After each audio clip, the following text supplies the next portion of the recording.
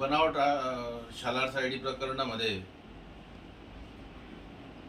धुळे शहरातून प्रशांत वाडिले नामक एजंट तथा मोठा दलाल याला नाशिक आर्थिक गुन्हे शाखेची टीमने अटक केलेली आहे। काल रात्री त्याला 8:30 ते रात्री 9च्या दरम्यान त्याला अटक केलेली होती।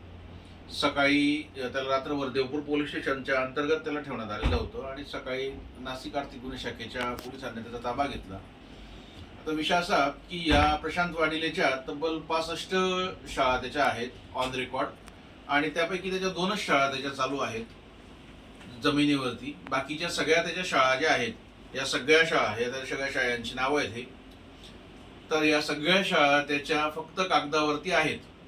तर त्याच्यामुळे ह्या सगळ्या गोष्टी मी ऑलरेडी 894 लोकांवरती बनावट शिक्षकांवरती गुन्हा दाखल केलेला आहे बनावट शालार्थ आयडी प्रकरणामध्ये।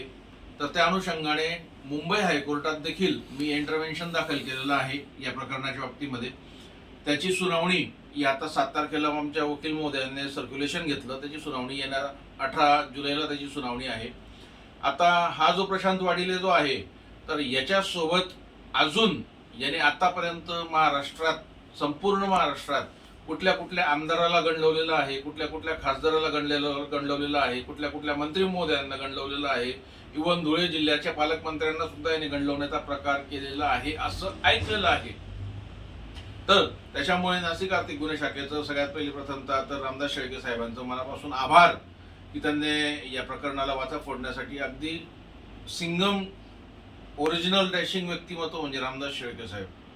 त्याच्यामुळे या प्रकरणाच्या बाबतीमध्ये मी जास्त काही सुचवत न करता एवढंच सांगेन की नाशिक आर्थिक गुन्हे शाखेने आज जे प्रशांत वाडिलेला उचललेलं आहे ते खूप चांगलं झालेलं आहे आणि आजपासून हे धुळे जिल्ह्याची सुरुवात झालेली आहे।